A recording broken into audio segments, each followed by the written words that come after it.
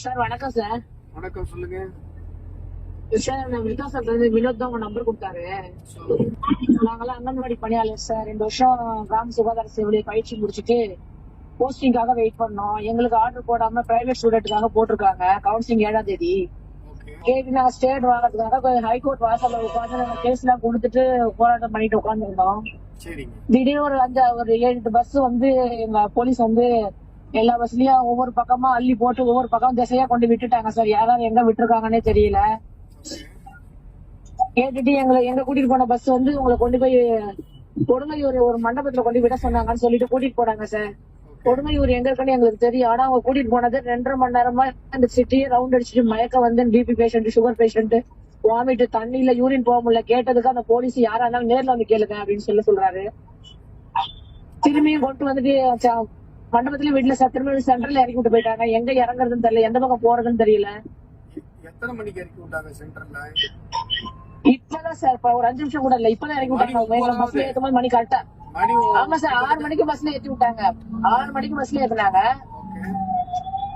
2 மணி நேரமா கொடுமையூர் போகுது, வழி மாறி வந்துட்டோம், டிரைவருக்கு வழி தெரியாது அப்படின்னு சொல்லிட்டு இந்த சிட்டியே சுத்தி காட்டிட்டு ஒரே மயக்கம், எல்லாம் பஸ்ல எல்லாம் மயக்கம் எடுத்து வாந்தி எடுத்து கெஞ்சி பாக்குறாங்க. பஸ் கூட நிறுத்தவே இல்லை சார். அவங்க எல்லாருமே லேடிஸ் தான் சார். எல்லாருமே லேடிஸ் தான், யாருமே ஜென்ட்ஸ் கிடையாது. ஆமா சார், எல்லாமே எல்லா மாவட்டத்துல இருந்துமே வந்திருக்கோம் நாங்க இந்த போராட்டத்துக்காக. என்ன கோரிக்கைக்காக போராடினீங்க? மொத்தம் government institute sir, 11 institute sir மொத்தம். ஓகே. அந்த 11 இன்ஸ்டிடியூட்லயும் எல்லா மாவட்டத்திலயும் நாங்க படிச்சிருக்கோம். சரி. இந்த கிராம சுகாதார சேவையில பயிற்சி போஸ்டிங் வந்து எங்களுக்கு தான் கவர்மெண்ட் இன்ஸ்டிடியூட்ல படிச்சவங்க தான் ஃபர்ஸ்ட் ப்ரிஃபரன்ஸ் கொடுத்து போடணும். இதுதான் கவர்மெண்ட் ரூல்ஸ். ஓகே. அதை எங்களுக்கு போடணும்னு சொல்லி நாங்க கேட்கறதுக்காக வந்த சார். இதான் போராட்டமே. கோரிக்கைக்காக போராட்டம் நடக்குது அப்படின்னு சொல்லும்போது அந்த கோரிக்கையை அரசு ஏத்துக்கலங்கிறது அடுத்த விஷயம். ஆனா அந்த போராட்டத்தை அடக்குவதற்கு இவர்கள் கையாளுகிற முறை ரொம்ப கேவலமா, ரொம்ப மோசமா, மனித உரிமை தமிழகத்தில் இருக்கிறதா என்று கேட்கிற அளவிற்கு மிக கொடூரமானதாக இருக்கிறது.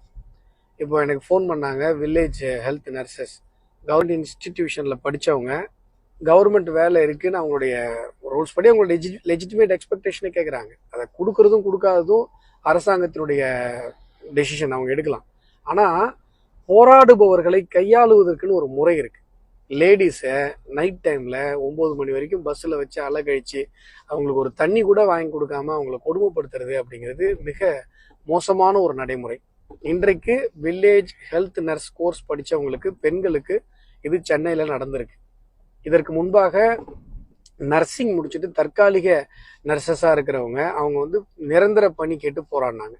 அவங்க மனித உரிமைக்கு எதிரான விதத்தில் மிக மோசமாக அவங்க வஞ்சிக்கப்பட்டாங்க. அவங்கள கூப்பிட்டு கிளாம்பாக்கம் பேருந்து நிலையத்தில் விட்டுட்டு போனாங்க நடுராத்திரியில. அதற்கு பிறகு அடுத்த வாரமே சென்னையில் போராடிய நர்சஸை உளுந்தூர்பேட்டையெல்லாம் கொண்டு ஒரு 20 பேரை நடுராத்திரி 1 மணிக்கு கொண்டு இறக்கி விட்டு போனாங்க. தண்ணி கொடுக்கல, சாப்பாடு கொடுக்கல, பெண்கள் அப்படிங்கிற ஒரு சின்ன ஒரு கட்டசி கூட பார்க்கல. மிக மோசமான முறையில் அவர்கள் நடத்தப்பட்டார்கள்.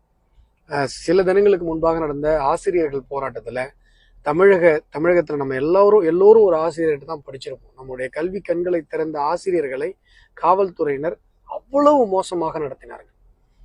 அதற்கு முன்பாக துப்புரவு பணியாளர்கள், நாம் எல்லாம் தூய்மையாக இருக்கிறோம், நாமெல்லாம் வியாதி இல்லாமல் இருக்கிறோம்னு சொன்னால் அந்த தெய்வங்கள் தான் காரணம். அவங்க தான் நம்முடைய நகரத்தை தூய்மையாக வைத்திருக்கிறார்கள். ஆனால் குப்பைகளை சுத்தம் செய்த அவர்களையே குப்பையை தூக்கி போடுறது மாதிரி இந்த திமுக அரசு போட்டுச்சு. போராட்டங்கள் ஒரு அரசுக்கு எதிராக நடைபெறவே கூடாது, நீங்க யாரும் எங்களுக்கு எதிராக போராடவே கூடாது அப்படின்னு சொல்லி திமுக பேய் அரசு நினைப்பது எந்த விதத்துல நியாயம்? இவ்வளவு மோசமாக போராட்டங்களை ஒடுக்குவது என்பது இதற்கு முன்பாக தமிழகத்துல எந்த ஆட்சியிலையுமே சந்தித்திராத ஒரு மிக மோசமான ஒரு கொடூரமான ஒரு செயல். இப்பொழுது நடந்திருக்கிற இந்த விஷயமாக இருக்கட்டும், இதற்கு முன்பாக நடந்திருக்கிற இந்த நர்சஸ் சம்பந்தப்பட்ட விஷயங்களாக இருக்கட்டும், போராடிய பெண்கள் மிக மோசமாக நடத்தப்பட்டிருக்கிறார்கள். இந்த விவகாரத்தை தேசிய மகளிர் ஆணையத்திடம் நாங்கள் கொண்டு செல்ல முடிவெடுத்திருக்கிறோம்.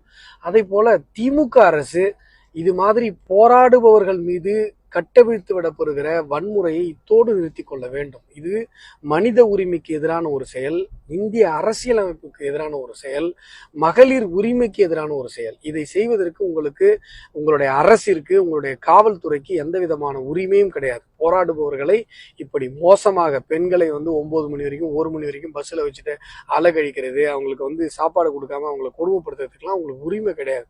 போராடுபவர்களை எப்படி கையாளணும் அப்படின்னு சொல்லி தமிழக மக்கள் எல்லோருக்கும் தெரியும். விதிமுறைகள் இருக்கிறது. 6 மணிக்கு மேல நீங்க யாரையும் வச்சிருக்க முடியாது, அதுவும் குறிப்பாக பெண்களை.